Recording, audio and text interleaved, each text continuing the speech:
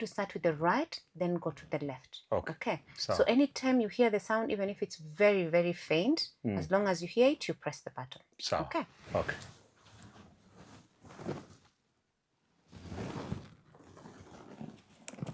How bad has it been affected? You have lost 50% in your left ear. 50? Yeah. Around 45 to 50%. Okay. Yeah.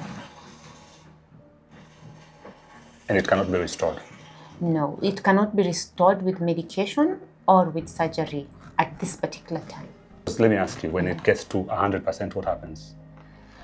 When it gets to 100%, I wouldn't say it's 100% per se. Most of the time we'll look at probably 90 something percent. For it to get to 100%, then you will not hear even the loudest sound.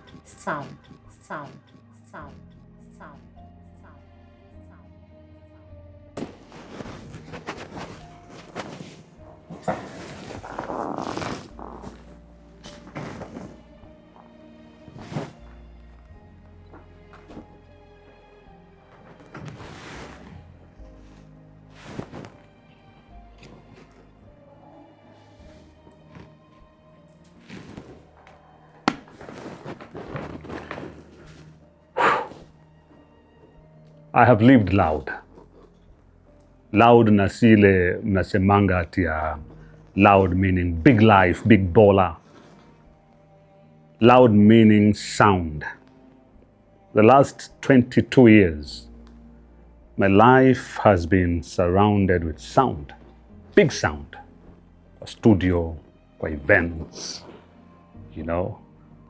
kwa club, kwa gari. It's been a loud life. And even as I was broadcasting throughout my life as a broadcaster, as I was helping millions of listeners hear me,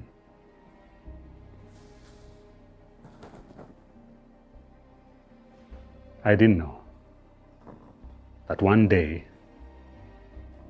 I will actually be struggling to hear them.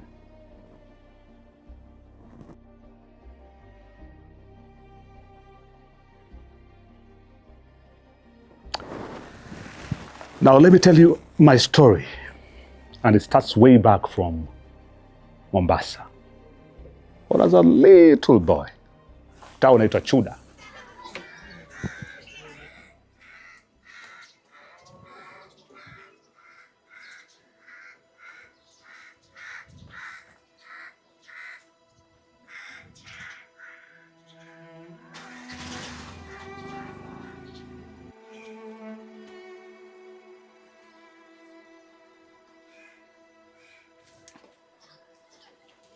Sasa nimekuja tu kuona nilikokuwa naishi. Sina ubaya, sina haja. Sina mambo mengi. Hii ilikuwa ni block 69, door number 3. Sijui kama imebadilishwa. Hivyo hivyo.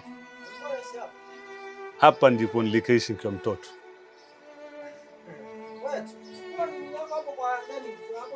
Sasa siombi kuingia, lakini kuna kitu kidogo naelezea story yangu, lakini sitaki kuingia huko. Hapa kwa ngazi tu.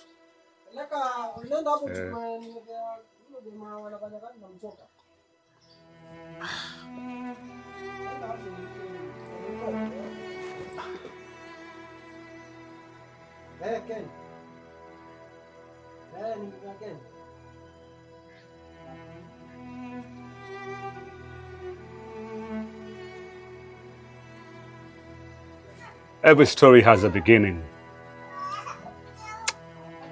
Not behind the microphone, not on television, not on the spotlight, but in some ordinary space. For me, this right here is where the story starts.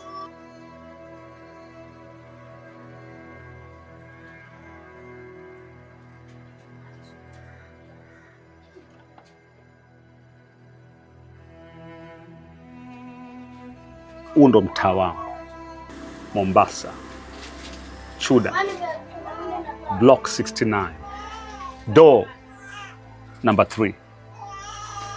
This is a 1-room house. Me, my siblings, dad and mom, this was us. And this is the beginning for me. Chuda. I used to sit here and admire the beach. Because guess what? Kwa tunaishi katika beachfront kabisa. In the second row, I can tell you. Actually, first row. Next to the beach. Next to the creek. And I'd sit here as a young boy. Very young.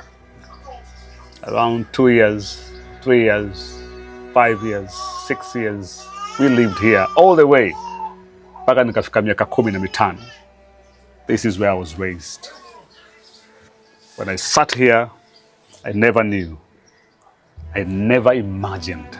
Yani, in my wildest dream, I never knew that one day I'll be talking to millions. Kwa radio, millions kwa social media platforms. And that one day I'll become a broadcaster. And that broadcasting will get me to this level. And that I'll fall in love with broadcasting.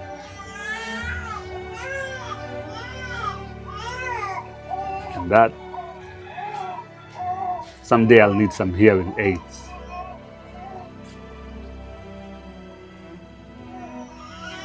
Let's begin our story.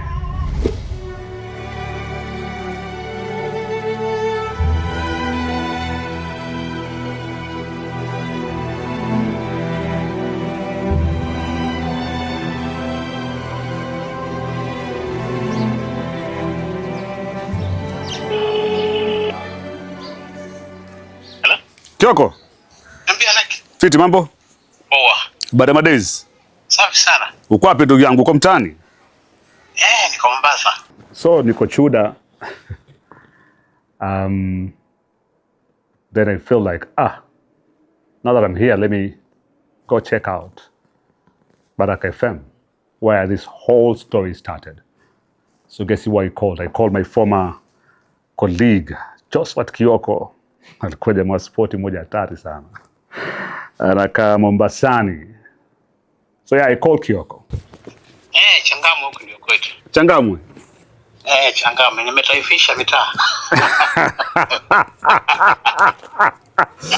Nini kwa Mombasa ndugu yangu? Umezuru Nimezuru kidogo. Okay. Nauliza. Baraka ilifungwa ama Baraka bado iko? Walifanya hivi And definitely Kioko ako na story mingi. A long story short, Baraka FM, Canon Towers, 8th floor, ilifungwa. But anyway, I decided let me just go, Let me just go and see for myself.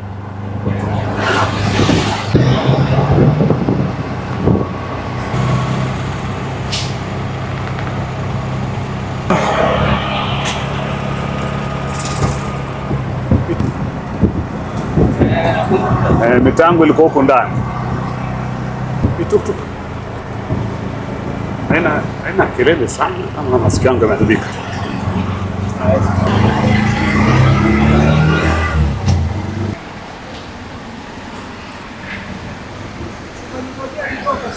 Ningoje kidogo. Ningoje. Siende. Ikienda sana 10.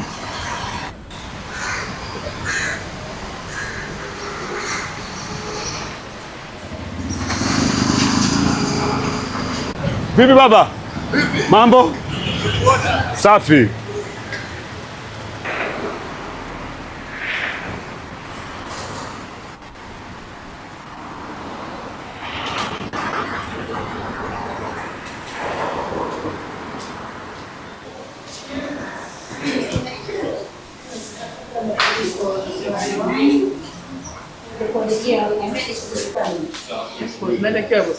Nenda 8th floor. Acha mtu atembee. Sawa. Narudi. Vipi mambo? Safi. Bora niache ndugu yangu bwana.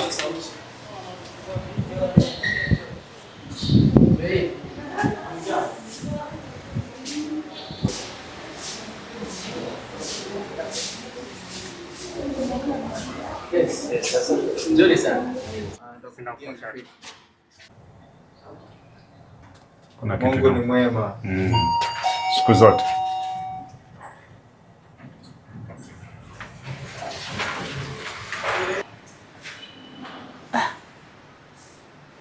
Smaller, eh?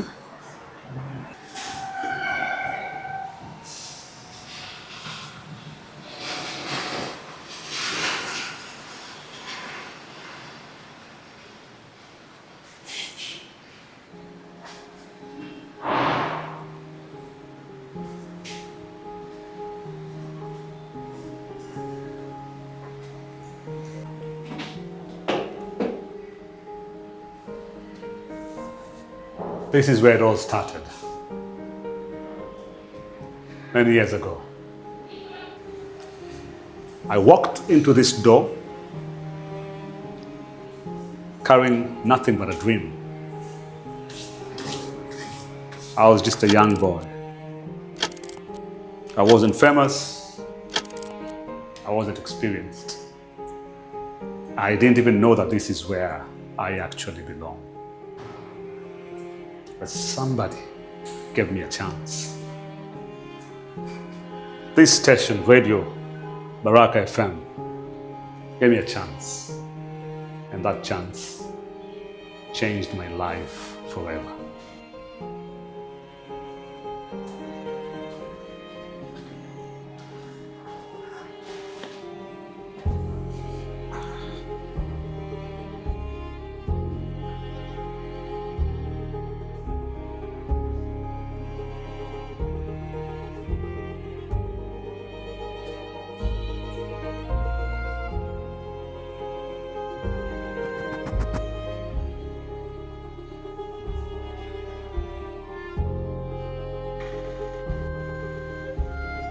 This is where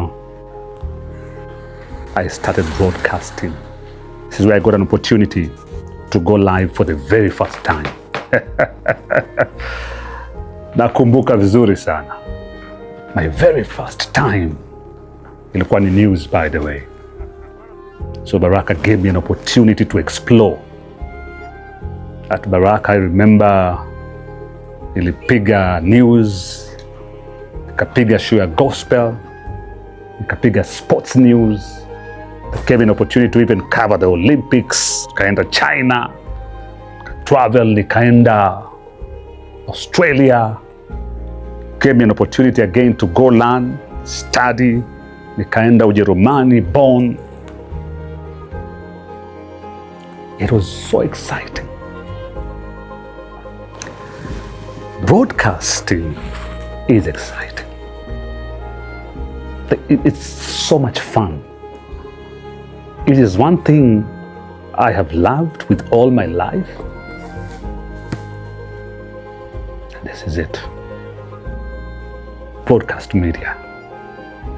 It's loud, it's exciting, you meet people, people meet you, you name it. But while all this was happening, one day at a time, 1 week at a time, 1 month at a time, year after year,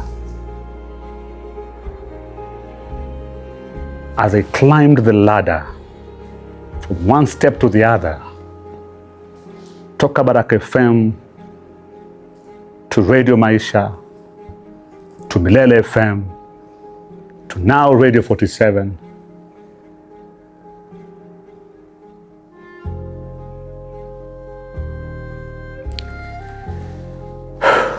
something strange started happening.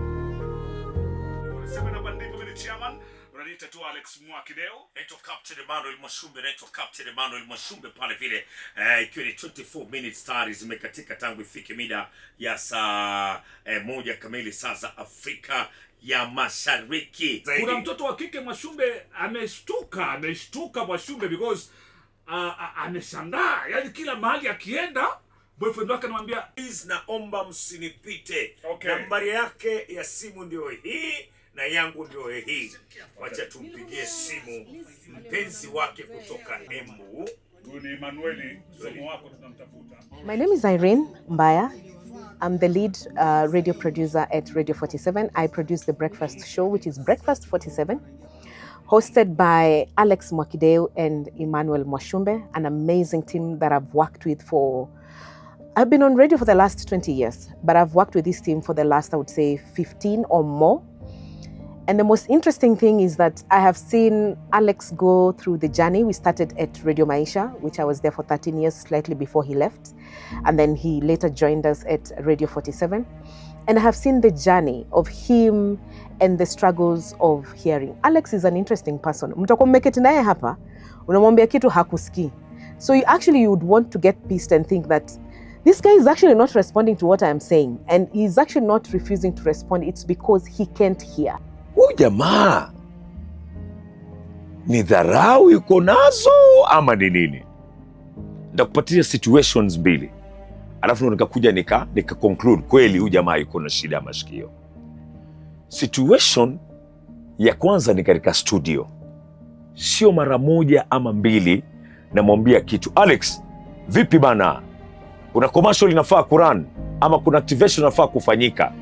Mimi nadhani kwa akili yangu amesikia, lakini kumbe hajasikia. And then later utasikia akisema, umesema? Yani kila saa umesema? Sasa mimi Alex toka kitambo sijamjua akiwa na shida ya masikio at all. Mara ya kwanza akugundua kwamba Alex alikuwa na shida ya kusikia, ilikuwa ni tukiwa mkutanoni, alikuwa ni kama amezone out. Yani hayuko, yuko tu. There was one time I even asked him, Alex, can you write minutes today? And he told me, mimi siwezi kusikia by the way. Hata wasisikiangi mnasema nini kwa mkutano. At the time, I thought kwamba ni vile tu watu hawapendi kuandika minutes. Sasa alikuwa ananiambia tu ili asiandike minutes. Lakini baadaye I took it seriously.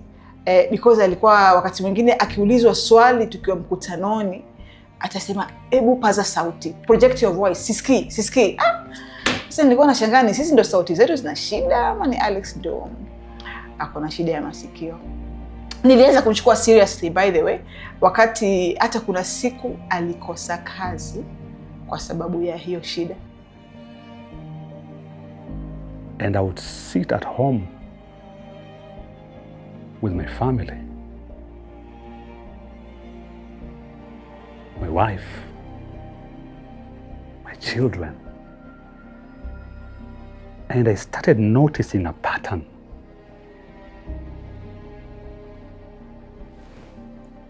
One time we are talking, one time I can't hear them talking. So niko pale, umesema?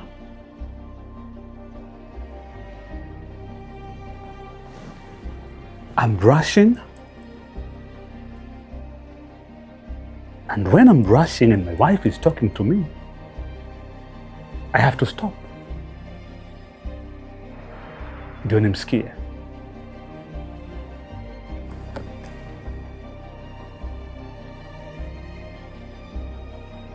I'm at the dinner table. We are all of us pale, watu hiyo wamekaa nini, wife ndo huyu, nala. As I eat, Toya ananiambia, daddy, I have to stop chewing. Na stop, ndo nimsikilize.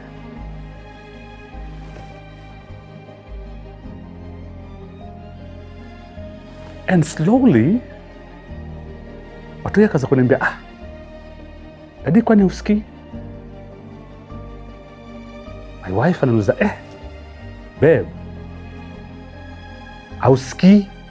Mtoya anakuita. My name is Mariam. I'm Alex Mwakideu's wife. These are my daughters. I'm Zemira. I'm Natania. And I'm Janaya. Okay, guys, I wanted to ask you, do you know that Daddy has a hearing problem? Yes. At what point did you notice? Like sometimes when I talk to him, he doesn't hear that well. He's like, sema tena, like that. You have to repeat, yeah? Yeah. Okay. When I talk sometimes he doesn't hear me. That's what I Hmm. So you have to talk louder. Yeah. So that you can hear.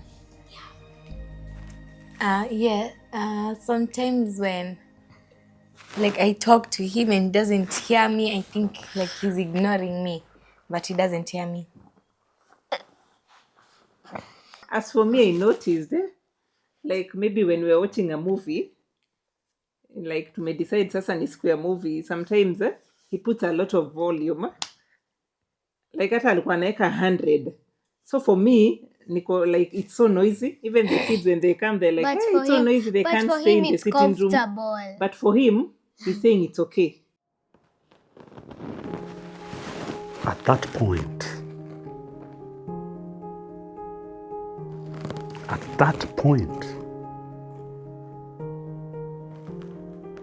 you have to seek medical attention. Definitely. Because sasa, what's happening? What's happening to my life? You know? So I went to the hospital for the very first time.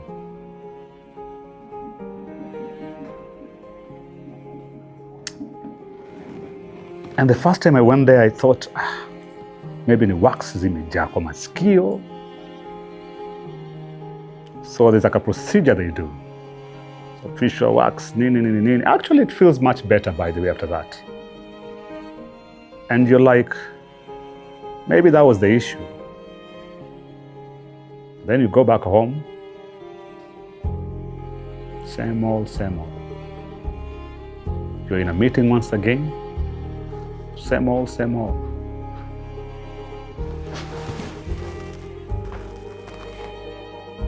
Then I Google. And I decide to take some hearing test for the first time in my life.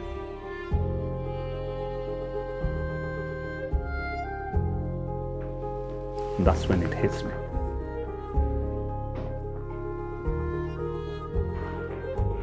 I was actually losing my hearing.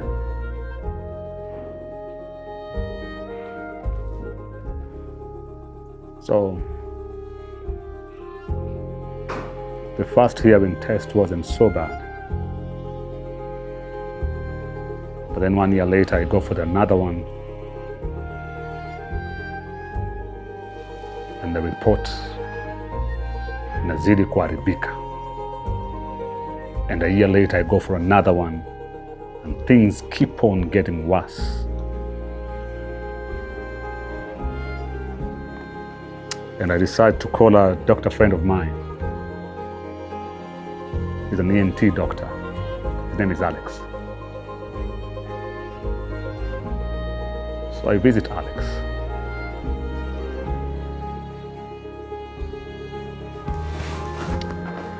Alex checks my ears thoroughly.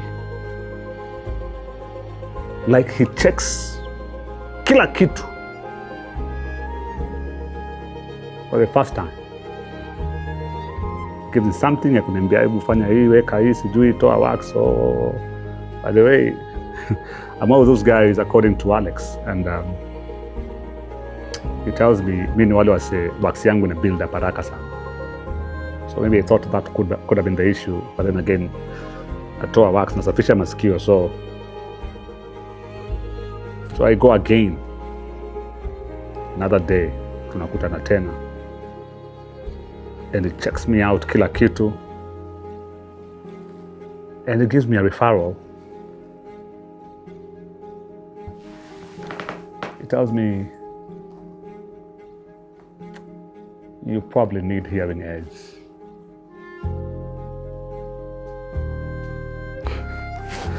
Woo! Oh my goodness.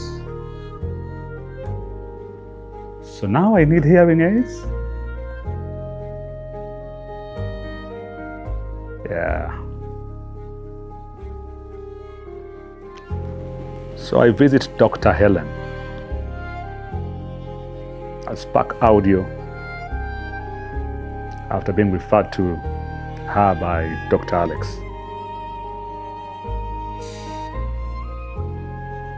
So I do another test at Dr. Helen's clinic. The now news breaks down actually reached the level where Dr. Helen tells me now you actually have a mild hearing loss. I swear you. Huwezi elewa hii story. Hi, my name is Helen Otunga. I'm a clinical audiologist. An audiologist is a healthcare professional whose work is to diagnose, treat any ear-related diseases, but mostly hearing loss, tinnitus, and balance disorders. Alex Mwakideu came to us last year at around June. He came in as a referral from an ENT surgeon from Avenue Hospital. So when he came in, he had a request form requiring that we do a hearing test and a middle ear test on him. The surgeon also indicated that he had hearing loss. So on our assessment, on our consultation during the history taking, he told me that he had some reduced hearing. He's not able to hear certain conversations. He's having difficulty in meetings, and he's also not able to live his life to the fullest, because most of the time when he's with people or in a gathering, he has to seclude himself, he has to keep himself busy on the phone, or he just has to walk away, or sometimes he just doesn't attend like family gatherings because of the same. In meetings, he has to also keep to himself and keep asking people what people said or what was the resolution in the meeting, and this was really making him really frustrated when it comes to working and when it comes to his social life. So his other main problem was that he was rethinking about his career, and he was wondering what to do next. Does he change his career? And that is one of the biggest things, because he loves his work, he loves his radio, and he didn't know what to do. So with the assessment that we did and the hearing test that we did, we found that he had a mild to moderate sensory neural hearing loss, and this is a hearing loss that affects mostly the inner ear, that is the cochlea itself, that is the hair cells that conduct and they change sound into electrical impulse and send the sound to the brain. So once we got the diagnosis, we had a discussion about the hearing test itself, the hearing loss, the impact on his life, which he actually agreed that it was really impacting negatively on his life. We suggested to him about hearing aids, and thank God he was on board. Alex was very enthusiastic. He really wanted something to be done. These you're seeing here are not earpods. I'm not listening to music. These are hearing aids.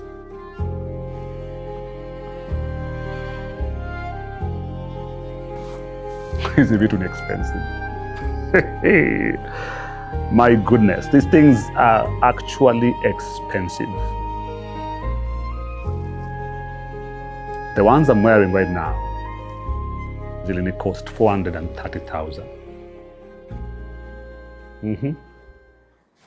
Because when you look at them, hizi nilipimwa masikio. So in your left, in your right.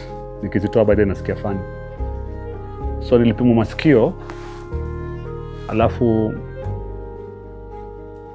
hivyo vipimo vikapelekwa out of the country where they actually now created these hearing aids specifically, and zimekuwa created for me. And this is after, of course, nimepimwa na hearing yangu imefika level gani, and what I need as the best solutions, as in imetengenezwa mimi completely. So these are my hearing aids. Yani mtu mwingine hawezi tumia. They're very expensive. But I thank God because now I can attend meetings. and I wouldn't have to ask anyone anything after the meeting. Now at home, I can play with my kids. And hakutakuwa na dadi unasikia usikia. That ended. And now this is me, and this is part of me, and this is a life I'm gonna live forever, because I chose sound, because I chose this broadcast business.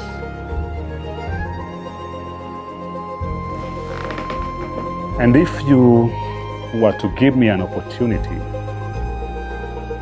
to go back in time and choose again whatever career I would want, bado nitachagua utangazaji.